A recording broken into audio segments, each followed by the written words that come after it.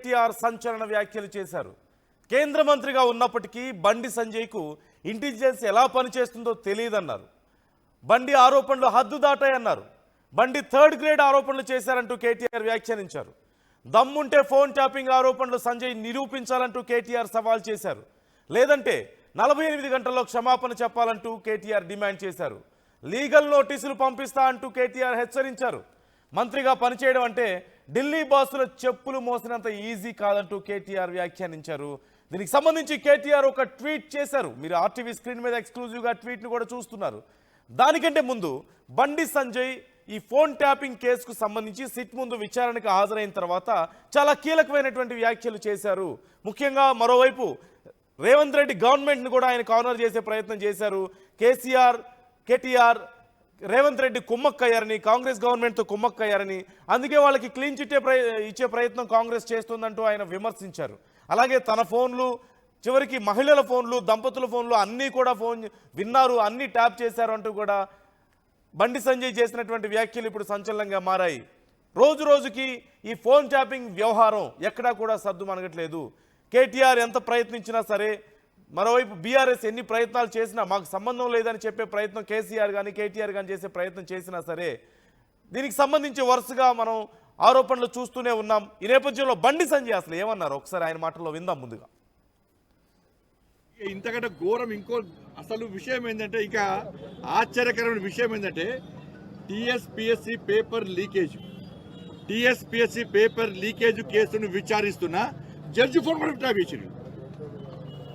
High court judge phone కూడా tap చేసింది. వీళ్ళు టీఎస్పీఎస్సీ పేపర్ లీకేజ్ విషయంలో విచారణ చేస్తున్న హైకోర్టు జడ్జి గారి ఫోన్ కూడా వీళ్ళు ట్యాప్ చేశారు. ఇప్పుడున్న ముఖ్యమంత్రి గారు కూడా ట్యాప్ చేశారు అప్పటికి. ఇది దీంతో పాటు అనేక లావాదేవీలకు సంబంధించి వీళ్ళు దీన్ని లబ్ధి పొందిరు. జిల్లా అసలు ఈ ప్రభాకర్ రావు అంటోడు, ఈ రాధాకిషోడు పెద్ద లఫంగాలు వీళ్ళిద్దరు ఫాల్తుగాలు వీళ్ళిద్దరు. నేను ఈ భాష మాట్లాడుతూ నాకే సిగ్గు అనిపిస్తున్నది. వాళ్ళు చేసిన భాగవతం లోపల వాళ్ళు చెప్తుంటే వీళ్ళను సమాజం క్షమించదు. వీళ్ళకు ఉరిశిక్ష చేస్తే ఒక్కసారి చచ్చిపోతారు. ఉరిశిక్ష ఏది వీళ్ళకు. వీడు క్షణం ఆ రోజు నేను కానీ, మా పార్టీ కార్యకర్తలు కానీ, మా నాయకులు కానీ, ఇతర పార్టీ నాయకులను ఎంత క్షోభకు గురి చేసారో ఈ ఫాల్తుగాళ్ళు ఇద్దరు, ఎంత క్షోభకు గురి చేసారో వాళ్ళు విషయాలు చెప్తుంటే నిజంగానే షాక్ గురైనా. ఆశ్చర్యం అనిపించింది. గింత నీచులా వీళ్ళు, గింత ఫాల్తుగాళ్ళ వీళ్ళని ఏం చేసింది రేవంత్ రెడ్డి ప్రభుత్వం రాగానే కథం ఒకడు అమెరికా వీకిండు, ఇంకో నరేష్ చేయడానికి గిన్ని సంవత్సరాలు పట్టింది. కాపాడే ప్రయత్నం రేవంత్ రెడ్డి ప్రభుత్వం చేస్తున్నది. ఇవాళ ఈ ఎస్ఐబి ఏం చేసిందంటే, నేను మళ్ళీ చెప్తున్నా, కేవలం ఈ ఫోన్ ట్యాపింగ్ రాజకీయ నాయకుల యొక్క వ్యవహారాలు తెచ్చుకోవడం, వాళ్ళని అడ్డుకునే ప్రయత్నం చేయడం, అనగదొక్క ప్రయత్నం చేయడంతో పాటు చాలామంది వ్యాపారస్తుల ఫోన్ కూడా ట్యాప్ చేసారు. వీళ్ళు వాళ్ళ లావాదేవీలు, వాళ్ళ బిజినెస్ ట్రాన్సాక్షన్స్ కానీ, వాళ్ళ బిజినెస్ సంబంధించి అన్ని రహస్యాలు తెచ్చుకొని ఫోన్ చేసి, కేసీఆర్ కొడుకు ఫోన్ చేసి వాళ్ళని బ్లాక్మెయిల్ చేసి వేల కోట్ల రూపాయలు దొబ్బిపోయారంటే గిదే ఫోన్ ట్యాపింగ్ కావాలి. ఇక ఇంతకంటే ఘోరం ఇంకో అసలు విషయం ఏంటంటే, ఇంకా ఆశ్చర్యకరమైన విషయం ఏంటంటే, ఈ ఫోన్ ట్యాపింగ్ వ్యవహారానికి సంబంధించిన కేసును సిబిఐకి అప్పగించాలి అంటూ బండి సంజయ్ డిమాండ్ చేస్తున్నారు. అలాగే కేటీఆర్ రేవంత్ రెడ్డి కుమ్మక్కయ్యారు వాళ్ళతో, అందుకే వాళ్ళకి క్లీన్ చిట్ ఇచ్చే ప్రయత్నం చేస్తున్నారని కాలయాపన చేస్తున్నారు ఈ కేసును పెట్టుకొని. అంతే తప్ప నిజాన్ని నిగ్గు తేల్చే ప్రయత్నం చేయడం లేదని, తన ఫోన్లు, తన ఇంట్లో పనిచేసే వాళ్ళ ఫోన్లు, మహిళల ఫోన్లు అన్నీ కూడా ట్యాప్ చేశారు అంటూ చేసినటువంటి కామెంట్స్ మనం చూస్తూనే ఉన్నాం. ఈ నేపథ్యంలో కేటీఆర్ చాలా స్ట్రాంగ్ కౌంటర్ ఇస్తున్నారు. అపాలజీ చెప్పాలి, క్షమాపణ చెప్పాలంటున్నారు. కేంద్ర మంత్రి అయి ఉండి రాష్ట్రంలో ఇంటెలిజెన్స్ ఎలా పనిచేస్తుందో నీకు తెలీదు, కనీసం కామన్ సెన్స్ లేదు అంటూ కేటీఆర్ ఒక ట్వీట్ చేశారు. క్షమాపణ చెప్పకపోతే లీగల్ నోటీసులు సర్వ్ చేస్తానని కూడా చెప్తున్నారు. ఈ నేపథ్యంలో మరి మున్ముందు పరిణామాలు ఏ విధంగా చోటు చేసుకోబోతున్నాయి అనేది తెలుసుకుందాం. మా ప్రతినిధి మధు జాయిన్ అవుతున్నారు మనతో. మధు, ఓవైపు కేటీఆర్ ఏమో నీకు కనీసం అవగాహన లేదు, ఇంటెలిజెన్స్ వ్యవస్థ ఎలా పనిచేస్తుందో, నీకు నోటీసులు ఇస్తాను, నువ్వు క్షమాపణ చెప్పాలంటూ అంటున్నారు. బండి సంజయ్ ఏమో నేను సిట్ ముందు హాజరయ్యాను, అంత టైంపాస్ చేస్తున్నారు, సిబిఐకి అప్పగించాలని చెప్పేసి ఆయన అడుగుతున్నారు. సో అసలు ఈ కేసు విచారణ ఎలా జరుగుతుంది, సిట్ విచారణ ఎలా జరుగుతుంది, డీటెయిల్స్ ఎలా ఉన్నాయి, ఫర్దర్గా ఎలా ఉండబోతున్నాయి కాన్సిక్వెన్సెస్? కేంద్రం పరిధిలోకి వెళ్లే అవకాశం ఉంది. ప్రస్తుతం సిట్ దర్యాప్తు చేస్తుంది, రాష్ట్ర పరిధిలో ఉంది ఫోన్ ట్యాపింగ్ వ్యవహారం. ఒకవేళ కేంద్రం పరిధిలోకి వెళ్తే మాత్రం ఆ అన్వాంటెడ్ కి సంబంధించినటువంటి నెంబర్స్ ఏవైతే ఉన్నాయో అంటే వ్యాపారస్తులవి, సినిమా రంగానికి సంబంధించినటువంటి నటీనటులవి, తర్వాత రాజకీయ నాయకులవి, వారి కుటుంబ సభ్యులవి, వ్యాపారవేత్తలవి, వీళ్ళకి సంబంధించినటువంటి ఫోన్లు కనుక ట్యాప్ చేస్తే ఈ ట్యాప్ చేసినటువంటి వారు ఎవరైతే ఉన్నారో అధికారులు, వారికి ఆదేశాలు ఇచ్చినటువంటి వారు కటకటాలు లెక్కించాల్సినటువంటి అవకాశం ఉంటుంది. అంటే ఇందులో ఆధారాలు ప్రూఫ్ కాకపోవచ్చు. ఆధారాలు అంటే మౌఖికపరమైనటువంటి ఆదేశాలు ఉంటాయి సాధారణంగా, ఇట్లాంటివి అన్ని కూడా ఎక్కడా వ్రాతపూర్వకంగా మెయిల్ రూపంలో, అఫీషియల్ గా డాక్యుమెంట్ రూపంలో పలానా వ్యక్తుల నెంబర్లు, పలానా వ్యక్తులకు సంబంధించినటువంటి కుటుంబ సభ్యుల నెంబర్లు ట్యాప్ చేయాలి అనేటువంటిది ఫోన్ ట్యాపింగ్ లో ఉండదు. అన్ని ప్రభుత్వాలు చేస్తాయి ఫోన్ ట్యాపింగ్, కానీ దానికి ఒక కొంతమేర పరిధి ఉంటుంది.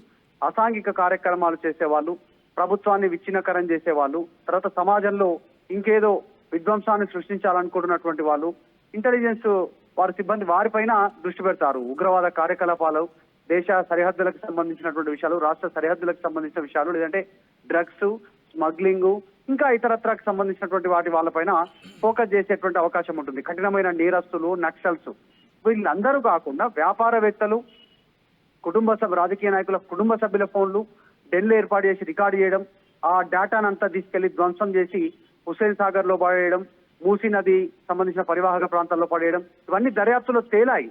సో ఫోన్ ట్యాపింగ్ అనేటువంటిది అత్యంత దారుణమైనటువంటి చర్య అనేటువంటిది ప్రతిపక్షాలు ఆరోపణిస్తా ఉన్నాయి. బండి సంజయ్ చేసిన కామెంట్స్ ఇప్పుడు మరొక్కసారి సెన్సేషన్ గా మారాయి.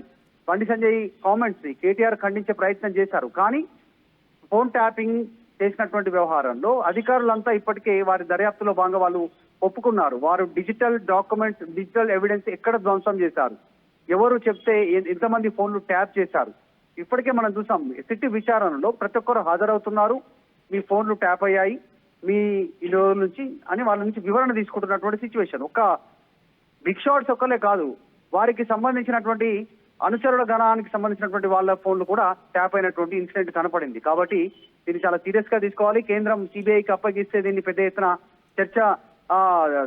చర్య తీసుకునేటువంటి అవకాశం ఉంటుందంలో భాగంగా బండి సంజయ్ కేంద్ర మంత్రి మాట్లాడినట్టుగా కనిపిస్తా ఉంది. నిజంగా కేంద్రం ఇన్వాల్వ్ అయితే చాలా పెద్ద అంశంగా మారే పరిస్థితి ఉంటుంది.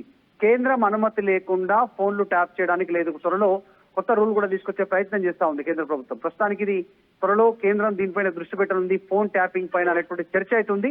సో ఈ రోజు బండి సంజయ్ హాజరు కావడం, ఆయన వివరణ తీసుకోవడం, ఆయన వివరణ ఇచ్చినటువంటి తర్వాత ఆయన చెప్పినటువంటి మాటలు హాట్ టాపిక్ గా మారే, దాన్ని కేటీఆర్ ఖండిస్తూ చెప్పడంతో చర్చ అయితే కొనసాగుతా ఉంది. Right, thank you Madhu.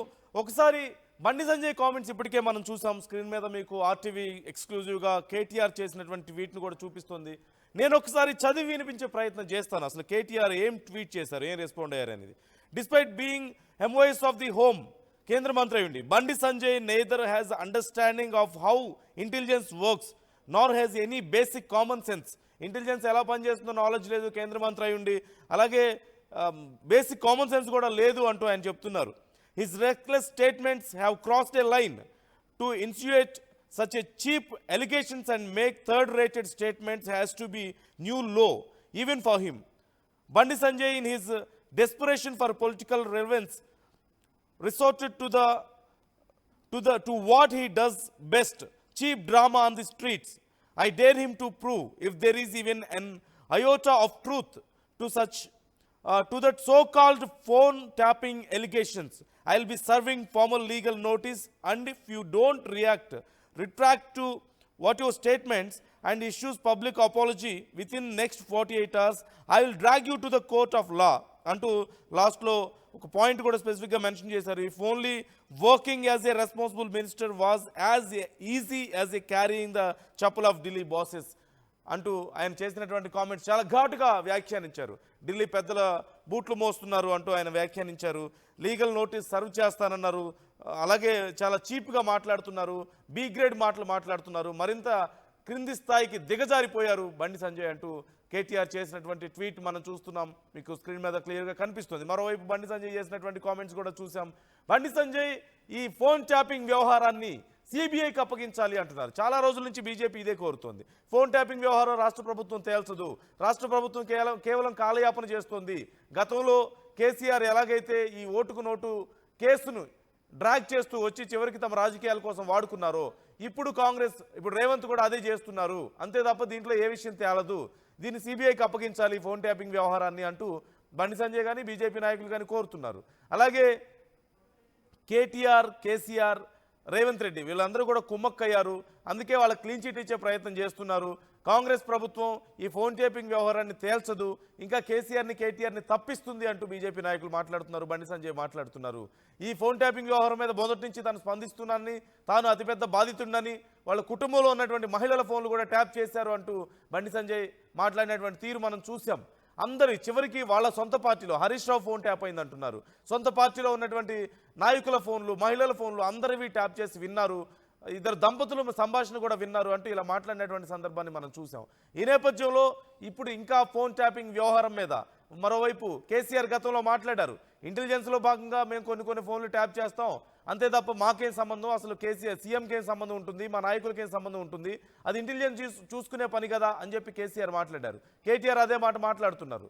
కానీ మరోవైపు ఇటు బీజేపీ కానీ లేదంటే కాంగ్రెస్ నాయకులు చాలామంది మాట్లాడుతున్న మాట, ఇంటెలిజెన్స్ చేసుకునే పని ఇంటెలిజెన్స్ చేసుకునివ్వకుండా మీరు ఇన్వాల్వ్ అయ్యారు, ఇంత పెద్ద ఎత్తున అందరి ఫోన్లు ట్యాప్ చేశారు, అందరి ఫోన్లు విన్నారు, మీరు చేసింది అతిపెద్ద ద్రోహం, అతిపెద్ద క్రిమినల్ చర్య, దీని మీద చర్యలు తీసుకోవాల్సిందే ఖచ్చితంగా అంటూ కామెంట్ చేస్తున్నటువంటి తీరు మనం చూస్తూనే ఉన్నాం. కాంగ్రెస్ కానీ బీజేపీ కానీ దీనికి సంబంధించి కామెంట్స్ చేస్తూనే ఉన్నారు. గతంలో రఘునందన్ చేసినటువంటి కామెంట్స్ కూడా మనం చూసాం. వరుసగా సిట్ ఎదుట విచారణకు హాజరవుతున్నారు. ఈ నేపథ్యంలో మరోసారి సిబిఐకి ఇవ్వాలి అంటూ మాట్లాడిన నేపథ్యంలో ఇప్పుడు కేటీఆర్ చేసినటువంటి వ్యాఖ్యలు మనం చూసాం. మళ్ళీ బండి సంజయ్ ఏం మాట్లాడబోతున్నారు, అలాగే సిట్ దీనికి సంబంధించి ఎప్పటిలోపు క్లారిటీ ఇవ్వబోతుంది అనేది కూడా చాలా కీలకంగా మారింది. సో ఫర్దర్గా పరిణామాలు ఏం జరగబోతున్నాయి అనేది చాలా ఇంట్రెస్టింగ్గా మారింది. కానీ జరుగుతున్నటువంటి మాటల యుద్ధం, విమర్శలు, ప్రతి విమర్శల మీద మీ అభిప్రాయం ఏంటి? మీరు కూడా కామెంట్ చేయండి, మాతో మీ అభిప్రాయాలను పంచుకోండి.